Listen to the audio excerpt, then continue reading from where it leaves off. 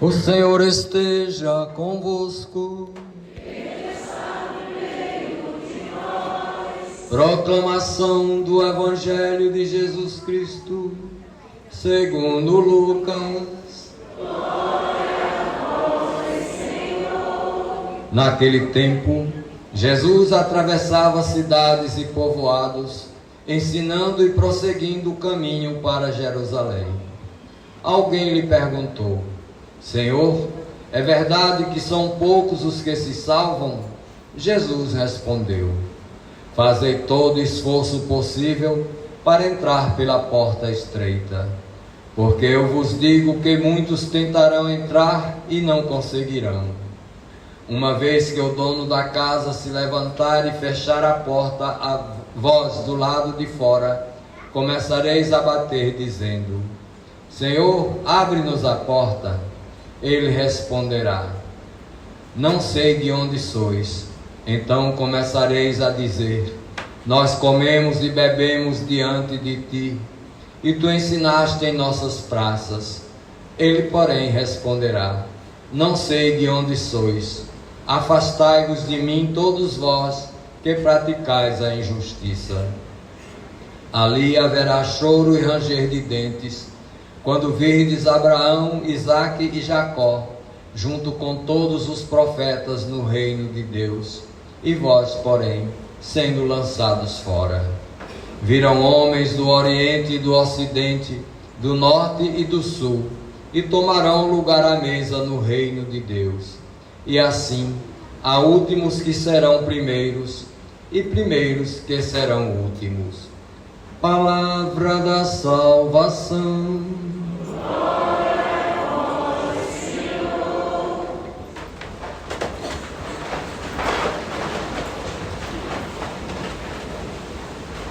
Caríssimo diácono Ipojucan, amados irmãos e irmãs, a liturgia do 21º domingo do tempo comum nos apresenta uma liturgia que nos convida a um exame de consciência sobre a pergunta que é feita no início do Evangelho a Nosso Senhor.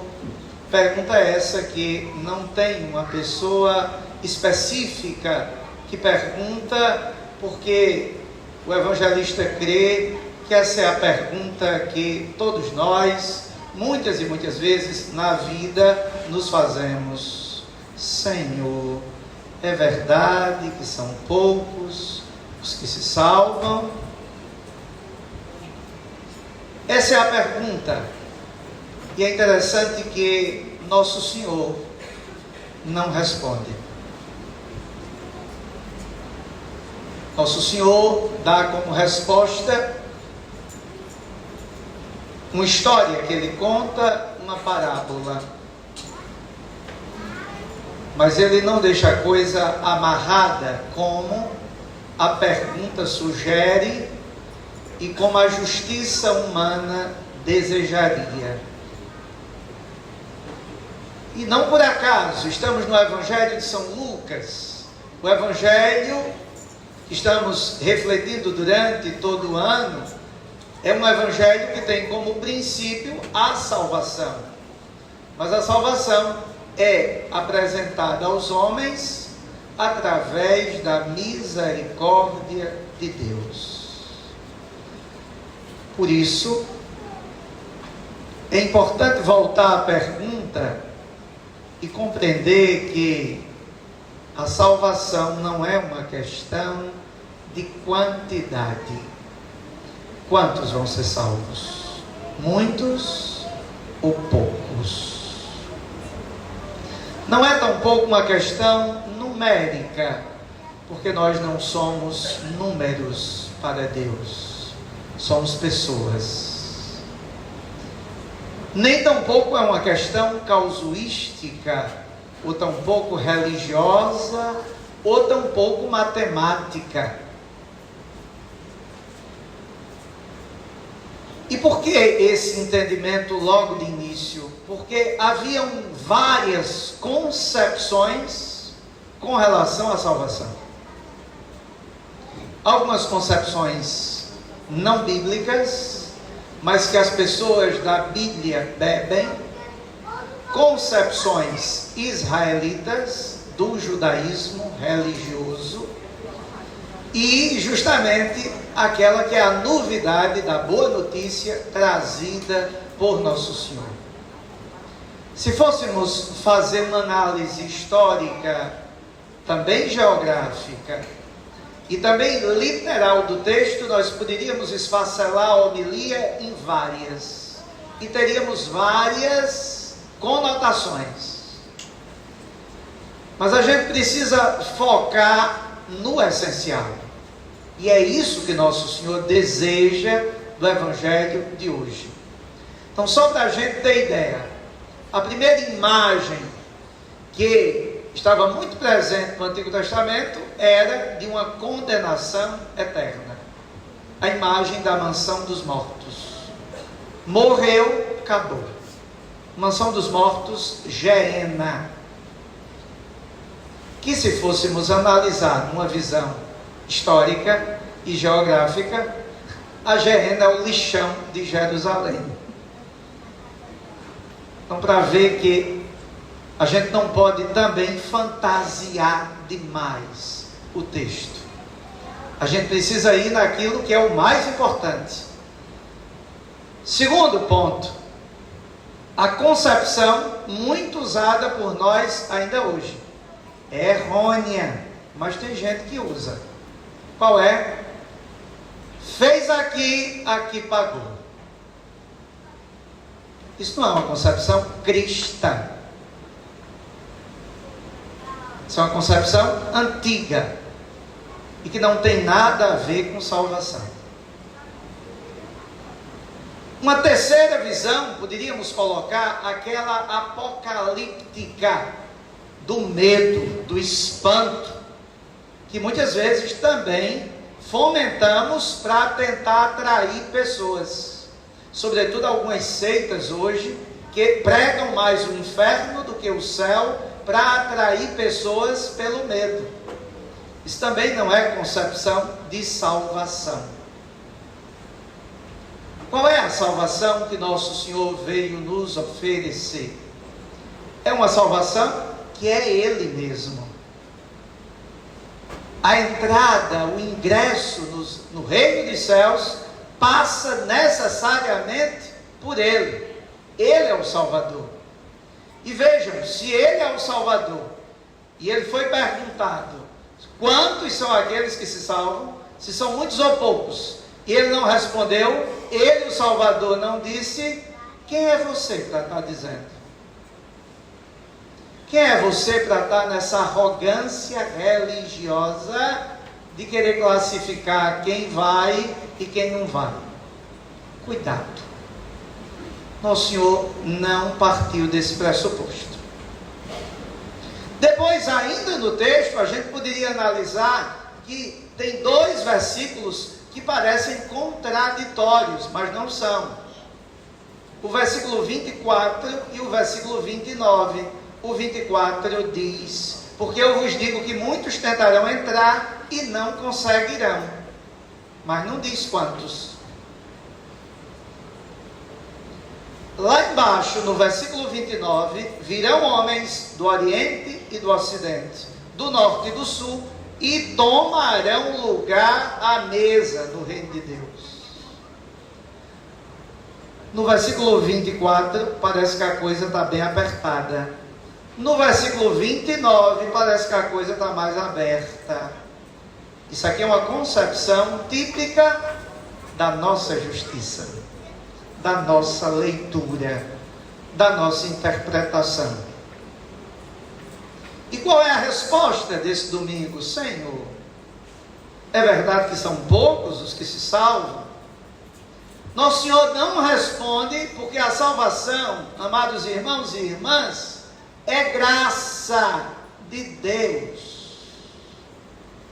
E a graça é dom gratuito dele, do seu amor, da sua misericórdia. Não nos compete. Mas às vezes a gente cai numa tentação de querer decifrar numericamente quem vai e quem não vai, se colocando num lugar que não é o nosso e num lugar que nem nosso Senhor se colocou, porque quem sabe isso é o Pai, é Deus. Então, olhando a leitura de hoje, fica claro que o caminho não é fácil.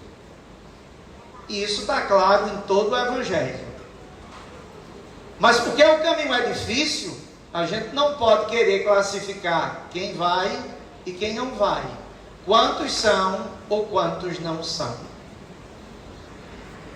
E por que o caminho é difícil? Porque nosso Senhor disse no Evangelho de hoje uma palavra importante: esforçai-vos para entrar pela porta estreita. Esforçai-vos, no grego bíblico, significa lutai. A tradução fica mais fiel com o lutai do que o esforçai-vos. Nosso Senhor está dizendo que é uma luta. Há um empenho maior do que um esforço para alcançar a meta. Mas eu preciso entender que esse esforço, ainda que seja da minha parte de querer caminhar para chegar à meta, ele não é fruto dos meus méritos, nem dos privilégios que eu tenho. E nosso Senhor acabou com isso também no Evangelho de hoje, quando 2 vezes disse: não sei quem são vocês, afastai-vos de mim. E ele disse isso a quem? Nós comemos e bebemos contigo sempre. É uma palavra para Israel, que era o povo da aliança, que era o povo da herança, e mesmo assim muitos o rejeitaram e não conseguiram passar pela porta porque a rejeitaram, não quiseram seguir o caminho. Mas é uma palavra também para nós, porque todo domingo a gente está aqui comendo e bebendo com ele. E a frase dele é: afastai-vos, porque não basta estar, é preciso ser, e por isso a porta é estreita. Não basta dizer que fiz, não basta cumprir regras, normas, é preciso viver o percurso, o caminho. E por isso a porta se torna estreita, porque nós precisamos, no caminho, nos esvaziarmos de nós, nos esvaziarmos do orgulho, do egoísmo. Precisamos, no caminho, para passar pela porta, fugir das comodidades e das seguranças que tantas vezes colocamos na vida terrena e que são empecilho para podermos passar pela porta. É aqui que está o Evangelho de hoje. Por isso, a gente poderia ir no finalzinho do Evangelho para entender a porta. Como é que o Evangelho termina? Há últimos que serão primeiros, e há primeiros que serão últimos. Teologicamente, é um jogo de palavras para falar de Israel, que rejeitou Nosso Senhor. Mas teologicamente tem algo muito mais profundo. Há últimos que são primeiros, e há primeiros que são últimos. Quem foi o primeiro que se fez último e passou pela porta? Nosso Senhor. Em nenhum momento ele diz nada no caminho para Jerusalém diferente daquilo que ele viveu. Ele é o primeiro que se fez último. Filipenses 2, 5, 11. Sendo Deus, ele se esvazia de si, para se colocar numa condição humana. E se faz obediente até a morte, e morte de cruz. E por isso Deus o exaltou e lhe deu um nome que está acima de todo nome. E é justamente nele, que foi o último, que nós temos o quê? A salvação. Aqui está a porta. A porta é Nosso Senhor. Mas não só a porta é Nosso Senhor, a porta é a cruz, porque Nosso Senhor está indo para Jerusalém. O Evangelho é claro. É no caminho para Jerusalém que alguém pergunta: são poucos os que se salvam? Uma pergunta inédita num caminho difícil, o caminho da cruz. Nosso Senhor está indo em direção ao Calvário, está indo em direção ao momento crucial da vida dele. E é nesse momento do caminho que ele nos diz qual é o caminho a seguir, qual é a porta que devemos entrar, a estreita, que é a porta por onde ele foi o primeiro a passar, se fazendo o último. Então aqui nasce a reflexão. São muitos ou poucos? Ele não responde, mas ele nos dá uma certeza: aqueles que aqui forem últimos. Evangelho de São Lucas. Quem são os últimos no Evangelho de São Lucas? Os órfãos, as viúvas, os pobres, os excluídos, os marginalizados, os últimos, os invisíveis. Quem se fizer como eles, está passando pela porta. Agora quem está cheio de si, e pegou uma gordurinha, cheio de si, vai ter que ficar fitness para passar pela porta. Vai ter que treinar, vai ter que malhar, para tirar e deixar fora aquilo que me impede de me esvaziar de mim, para ser mais dele. Então a porta é ele foi o primeiro que passou por ela. A porta é a cruz, e na cruz eu descubro que o caminho da porta é dar a vida, como ele deu a vida por mim. Diz o Evangelho de hoje. Por isso concluo a homilia com as palavras da carta aos Hebreus, na segunda leitura. O homileta que escreve este texto, ele sintetiza a nossa liturgia com palavras de esperança. Porque talvez o sentimento nosso seja: então eu estou longe da porta. Lembre-se que muitos virão do Oriente e do Ocidente, do Norte e do Sul, e se sentarão à mesa. Os mais distantes sentaram, não foram os mais próximos. E talvez esse seja o caminho dos últimos, dos distantes. É o caminho daqueles que o homileta muito bem sintetiza. Vou ler o texto e concluo com ele o entendimento de tudo aquilo que refletimos. Portanto, firmai as mãos cansadas e os joelhos enfraquecidos.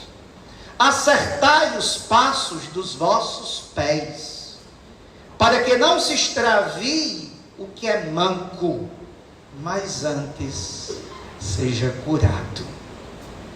Assim seja.